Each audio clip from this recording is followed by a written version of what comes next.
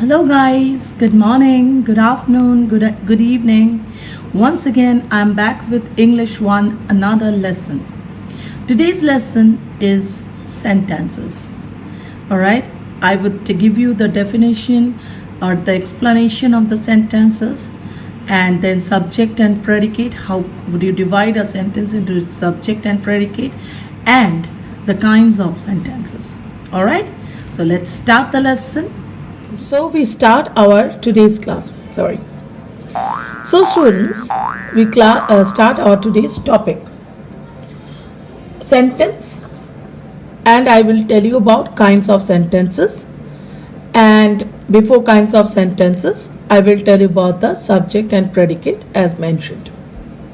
Now, what first topic is sentence. Here, I'll ask you, what is a sentence? What do you ask yourself?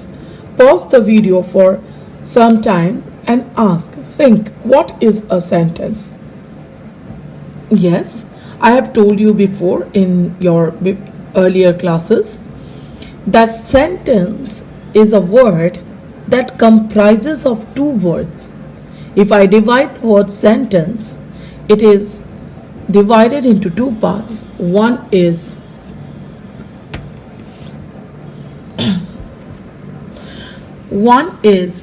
sense,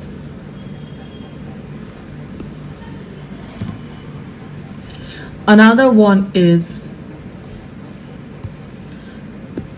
tense. So something that has both sense and tense will follow the rules of tense. I'd say rules of tense is a sentence. So, by definition, we can say a group of words that follows tense and expresses some sense is a sentence, right? For example, we take this sentence, boy, a good he is. Can I say this group of words as sentence? This is a group of 5 words. Can I say it as a sentence? No, I cannot, because it neither has sense nor it is following the rule of tense. Okay, so if I arrange these words and rearrange them and try to place them in an order that follows some rules of tense and gives us some sense, like this sentence, you see, he is a good boy. This is also a group of 5 words. But here it follows the rules of tense and gives us some sense that he is a good boy.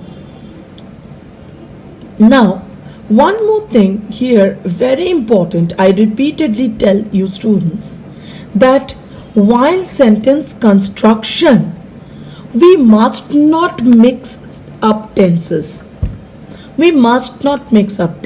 Like, I am a boy. I was a good boy. I will behave well.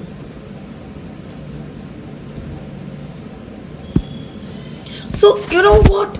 This is actually very confusing. Right now you are a boy. Okay, fine, you are a boy.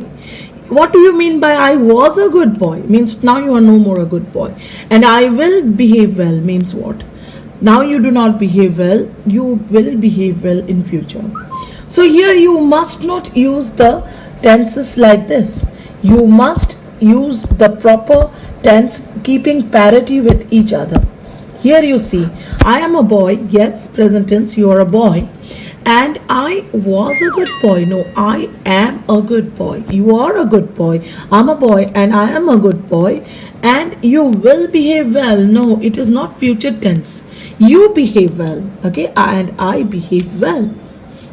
So this is called not mixing up tenses. Okay, so you must keep in mind when you construct sentences, especially when you speak a speech or write a composition or a story writing something, you must not mix up tenses. Okay, next we move on to our next topic, subject and predicate.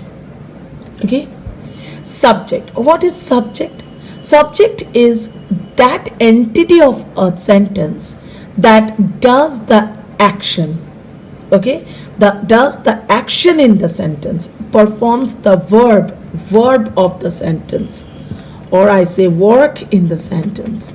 Or if there is no action word, no doing work in the sentence, you will see that the sentence is speaking about the subject. Okay, so that entity of a sentence which either does the action or about whom the sentence is speaking is the subject of the sentence. For example, you see, he is a good boy. So here the boy is not performing any action as such, but this sentence, good boy, we are pointing out, we want to say that good boy. But who is good boy?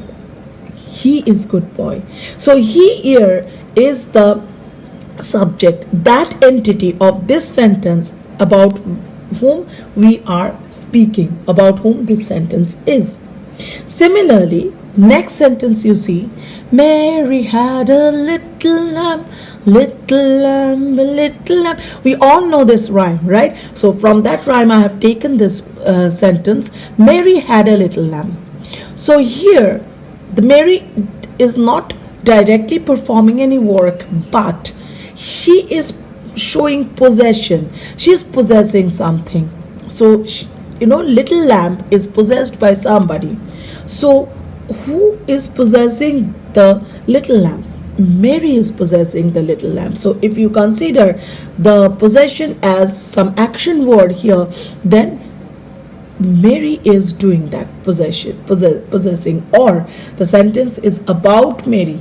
We are telling about Mary who is owning the little lamb. Okay, so Mary is the subject of the sentence. Clear? Next, after this we move on to the predicate part of the sentence. We move on to the predicate part of the sentence. In predicate, you see, anything apart from subject is predicate. In the first sentence, you see, he is the subject. So what is left out is a good boy, is the predicate of the sentence. Second sentence, Mary is the subject. So who is left out? What is left out? Had a little lamb. Had a little lamb is the predicate of the sentence. So predicate of the sentence is that part of the sentence that speaks about the subject, that tells us what the subject is performing, or that tells us what we want to tell about the subject. Okay, so after this, after watching this part of the video, you will solve the exercise 1. Okay, exercise 1, underlining the subject, circling the predicate, whatever the question is, it is related to identification of subject and predicate of the sentence. All right.